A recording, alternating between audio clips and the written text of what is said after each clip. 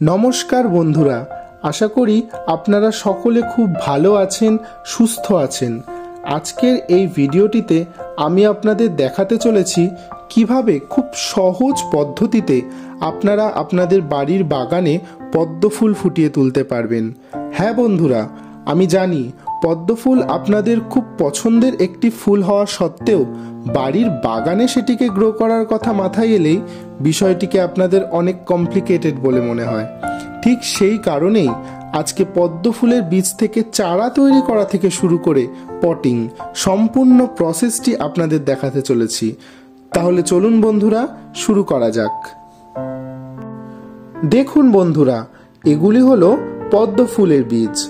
এগুলি আপনারা আপনাদের বাড়ির আশেপাশের যে কোনো সিড শপ থেকে অথবা অনলাইনে খুব ইজিলি পেয়ে যাবেন। দেখুন বন্ধুরা, পদ্ম ফুলের বীজ ভীষণই শক্ত। আপনি যদি এগুলিকে এই অবস্থাতে জার্মিনেট করার জন্য জলে ভিজিয়ে রাখেন, তাহলে বীজ থেকে অঙ্কুর বের হতে অনেক দিন সময় লেগে যাবে। তাই এই প্রসেসটিকে একটু ফাস্ট করতে বীজের উপরের খোলসটিকে একটু আলগা করে নিতে হবে। বীজের যে প্রান্তটি এরকম উঁচু মতো একটা টিপ পয়েন্ট আছে, ঠিক তার উল্টো দিকটা ঘষে নিতে হবে। এইরকম একটি শিরিষ কাগজ বা স্যান্ড পেপারের সাহায্যে সহজেই এই কাজটি করা যায়। দেখুন বন্ধুরা, ঠিক এইভাবেই আপনারা বীজের যে প্রান্তটি মসৃণ সেই প্রান্তটিকে স্যান্ড পেপারে ঘষে নেবেন। আপনাদের কাছে যদি স্যান্ড পেপার না থাকে, তাহলে সেক্ষেত্রে আপনারা বীজটিকে আপনাদের বাড়ির যে কোনো খড়খড়ে দেওয়ালেও ঘষে নিতে পারেন। খুব বেশি নয়, জাস্ট ওপরের শক্ত খোলসটিকে ঘষে তুলে দিতে হবে।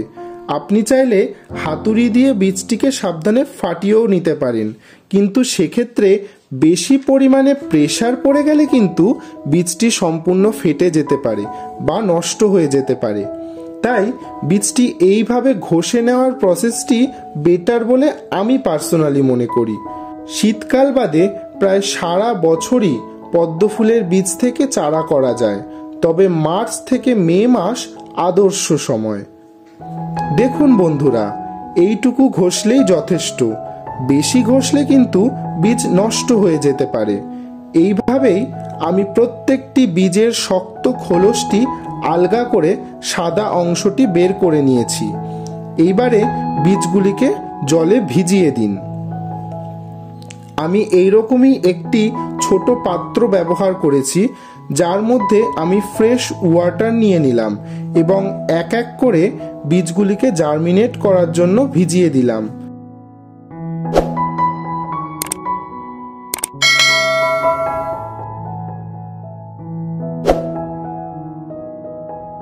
দেখুন বন্ধুরা, যে বীজগুলি জলে ডুবে গেল সেগুলি প্রত্যেকটি ভালো বীজ এবং প্রত্যেকটি থেকেই চারা বেরোবে, কিন্তু যেই বীজগুলি জলে ভেসে উঠল সেগুলি নষ্ট বীজ এবং সেগুলি থেকে চারা না বেরোনোর সম্ভাবনাই বেশি। আমি এক্ষেত্রে টোটাল 6টি বীজ ব্যবহার করেছি, যার মধ্যে 5টি বীজ জলে ডুবে গেছে, অর্থাৎ এগুলি ভালো বীজ, এবং একটি বীজ জলে ভেসে উঠেছে, অর্থাৎ এটি নষ্ট বীজ। এটি থেকে চারা না বেরোনোর সম্ভাবনাই বেশি। এইবারে এই পাত্রটিকে আপনাদের এমন একটি জায়গায় রাখতে হবে যেখানে সানলাইট আসে, কিন্তু ডাইরেক্ট সানলাইটে আপনারা রাখবেন না। দেখুন বন্ধুরা, মাত্র 3 দিনেই কেমন সুন্দর চারা বেরিয়ে এসেছে। এখন আমি এই ছোট পাত্রটি থেকে বীজগুলিকে তুলনামূলক বড় পাত্রে শিফট করিয়ে দেব। আপনাদের একটা কথা মাথায় রাখতে হবে, প্রতিদিন এই পাত্রের জল আপনাদের পাল্টে দিতে হবে। জল না পাল্টালে ফাঙ্গাস লেগে সমস্ত বীজ নষ্ট হয়ে যাওয়ার চান্স থাকে। দেখুন বন্ধুরা, মাত্র 6 দিনেই এরা কত বড় হয়ে গেছে। পদ্মের বীজ জার্মিনেট করার সাথে সাথেই আপনাদের পদ্মের মাটি তৈরি করার কাজটিও শুরু করে দিতে হবে। আপনারা সকলেই জানেন পদ্মের আরেক নাম পঙ্কজ। এছাড়া কথাতেই আছে পাকে পদ্ম ফুল। তাই পদ্মের মাটি হিসাবে আপনারা আপনাদের বাড়ির আশেপাশে থাকা কোনো জলাশয় বা পুকুর থেকে সরাসরি পাক মাটি সংগ্রহ করে সেটিকে ব্যবহার করতে পারেন, অথবা কৃত্রিম উপায়ে এইভাবে একটি পাত্রে এঁটেল মাটি 10 থেকে 15 দিন জলে ভিজিয়ে পাকে রূপান্তরিত করে নিতে পারেন। তবে অবশ্যই এঁটেল মাটি ব্যবহার করবেন, কারণ বালি মাটিতে পদ্ম ফুল হবে না। আজকে 10 দিন এবং দেখুন বন্ধুরা, বীজগুলি কত সুন্দর চারাতে রূপান্তরিত হয়েছে এবং পাতার কুশিও বের হয়েছে। আর খুব ভালো করে লক্ষ্য করলে দেখতে পারবেন বীজগুলি থেকে অল্প শিকড়ও বেরিয়ে গেছে। তবে এখনও এরা বড় পাত্রে বসানোর উপযোগী হয়নি, এভাবেই থাক আরও কিছুদিন। এবারে দেখুন এরা টবে বসানোর উপযুক্ত হয়ে উঠেছে। কত সুন্দর সবুজ সতেজ পাতা এবং বড় বড় শিকড় বেরিয়ে গেছে। আপনারা চাইলে টিউবার থেকেও পদ্ম গাছ করতে পারেন, কিন্তু একটি বীজ থেকে চারা তৈরির মধ্যে যে আনন্দ, সেটি কিন্তু আপনারা টিউবারে পদ্ম গাছ করলে পাবেন না। বড় পাত্রে প্রতিস্থাপনের সময় টব নির্বাচন এবং মাটি তৈরি ভীষণ গুরুত্বপূর্ণ বিষয়। এক্ষেত্রে ভুল হয়ে গেলে গাছ ভালো বাড়বে না, ফুল আসতে চাইবে না, এমনকি আপনার গাছ মরেও যেতে পারে। কিভাবে করবেন দেখুন। আমি এক্ষেত্রে 2টি গামলা ব্যবহার করেছি, একটি মাঝারি সাইজের। এটিতে আমি মাটি সহকারে চারা গাছটি প্রতিস্থাপন করব এবং তুলনামূলক এই বড় গামলাটিতে ছোট গামলাটি বসিয়ে তারপর জল দিয়ে ভর্তি করে দেব। 2টি গামলা ব্যবহারের প্রধান কারণ হলো, যদি আমি বড় গামলাটিতে সরাসরি মাটি এবং গাছ প্রতিস্থাপন করতাম, তাহলে পরবর্তীকালে জল পরিবর্তনের সময় এবং গামলাটিতে যে শ্যাওলা পড়বে সেটি পরিষ্কারের সময় আমাকে সমস্যায় পড়তে হতো। কিন্তু এক্ষেত্রে আমি অনায়াসে ছোট গামলাটি বড় গামলাটি থেকে আলাদা করে খুব সহজেই জল পরিবর্তন এবং যে শ্যাওলা পড়বে সেটিকে পরিষ্কার করতে পারবো। এইবারে চলে এসেছি মাটি প্রস্তুতিতে। দেখুন বন্ধুরা, আমি এখানে ভার্মি কম্পোস্ট অর্থাৎ কেঁচো সার ও হাড় গুঁড়ো এই 2টি জিনিস ব্যবহার করব। প্রথমে আমি এই ছোট গামলাটিতে 1 থেকে 2 ইঞ্চি ভার্মি কম্পোস্টের একটি লেয়ার তৈরি করে নেব। আপনারা এক্ষেত্রে পুরনো গোবর সারও ব্যবহার করতে পারেন, কিন্তু আমি প্রেফার করব আপনারা গোবর সারের পরিবর্তে ভার্মি কম্পোস্ট ব্যবহার করুন। এরপর আমি এর মধ্যে অল্প পরিমাণ হাড়ের গুঁড়ো ব্যবহার করব। ঠিক এই পরিমাণ হাড়ের গুঁড়োই যথেষ্ট। এবার খুব ভালোভাবে এটিকে মিশিয়ে নিতে হবে। এইভাবে একটি সারের লেয়ার তৈরি করে নিতে হবে।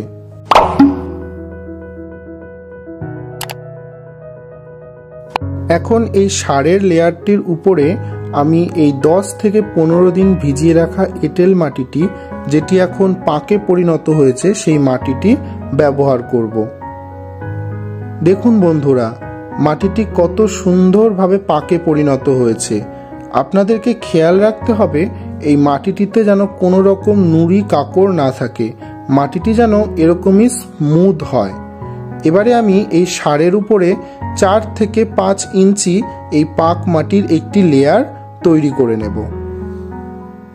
দেখুন, এইভাবে পাক মাটি দিয়ে আমি একটি লেয়ার তৈরি করে নিয়েছি। হ্যাঁ বন্ধুরা, আপনাদেরও যদি আমার মতো পুকুর থেকে পাক মাটি সংগ্রহ নিয়ে কোনো সমস্যা থেকে থাকে, তাহলে বাড়িতেই এইভাবে পাক মাটি তৈরি করে নেবেন। কারণ পদ্ম ফুলের ক্ষেত্রে কিন্তু মাটি অত্যন্ত গুরুত্বপূর্ণ একটি বিষয়। মাটি ভালো না হলে আপনার গাছও ভালো হবে না। সেই কারণে যেদিন থেকেই আপনি বীজ জার্মিনেশনের কাজ শুরু করবেন, সেই দিন থেকেই মাটি প্রস্তুতিও শুরু করে দেবেন।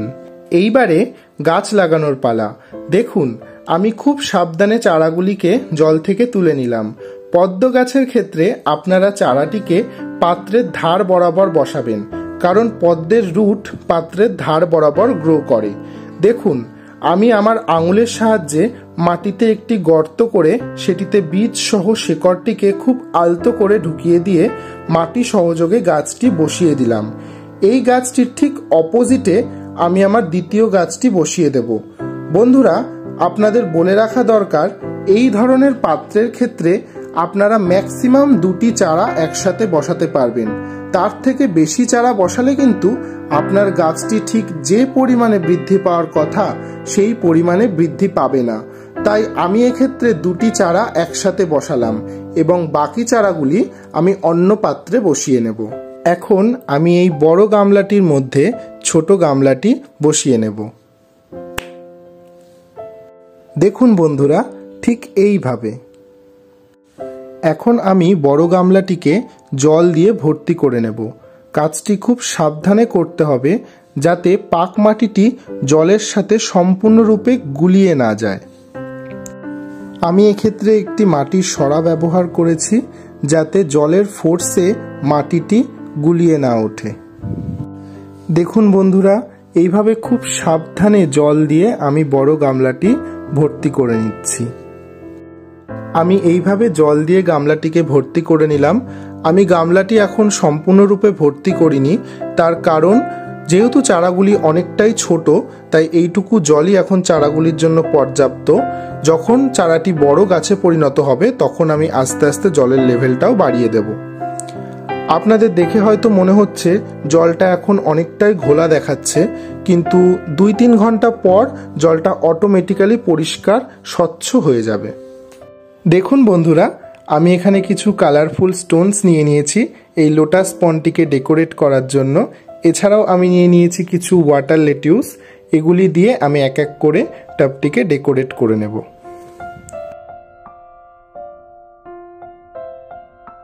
দেখুন বন্ধুরা, আমার লোটাস পন্ড ডেকোরেট করা কমপ্লিট এবং আপনারা দেখতেই পাচ্ছেন লোটাস পন্ডের জলটা 3 থেকে 4 ঘন্টা পর অলরেডি কতটা পরিষ্কার হয়ে গেছে, কতটা স্বচ্ছ হয়ে গেছে। তো আপনার লোটাস পন্ডের এই ডেকোরেশন কেমন লেগেছে সেটি আপনি অবশ্যই আমাকে কমেন্ট করে জানাবেন। এইবারে আমরা চলে আসছি একটি মোস্ট ইম্পর্টেন্ট টপিকে। সেটি হলো, একদিকে যেমন আমরা আমাদের লোটাস পন্ডটিকে সবসময় জল দিয়ে ভর্তি করে রাখবো, তেমনি অন্যদিকে আমরা সকলেই জানি বদ্ধ জায়গায় জল জমে থাকলে বা বদ্ধ জলাশয়ে মশারা খুব দ্রুত বংশবিস্তার করে। আর এই ভয়ানক বিপদ এড়াতে আমাদের এমন কিছু করতে হবে যাতে আমাদের লোটাস পন্ডে মশারা এসে ডিম না পাড়তে পারে, তারা তাদের বংশবিস্তার না করতে পারে। এই ধরনের বিপদ এড়াতে আপনাদেরকে আপনাদের লোটাস পন্ডে গাপ্পি, মলি বা প্লাটি এই ধরনের মাছগুলিকে ছাড়তে হবে। এর ফলে আপনার লোটাস পন্ডে যদি কোনো রকম মশার লার্ভা থাকে বা শ্যাওলা থাকে, সেগুলিকে এই মাছগুলি খেয়ে নেবে এবং আপনার লোটাস পন্ডের জলকে এরা অনেক স্বচ্ছ, পরিষ্কার এবং দূষণমুক্ত রাখতে সাহায্য করবে। তার সাথে সাথে এই মাছগুলি অ্যাড করলে আপনার লোটাস পন্ডটি হয়ে উঠবে আরও অ্যাট্রাকটিভ। বন্ধুরা, আপনারা এই লোটাস পন্ডটি সবসময় এমন জায়গায় রাখবেন যেখানে দিনে 5 থেকে 6 ঘন্টা সূর্যের আলো এসে পৌঁছায়। তাহলে বন্ধুরা, আমার মতো আপনারাও আপনাদের বাড়িতে পদ্ম গাছ লাগিয়ে আপনাদের বাগানকে করে তুলুন আরও সুন্দর। আশা করছি আপনাদের এই ভিডিওটি খুব ভালো লেগেছে।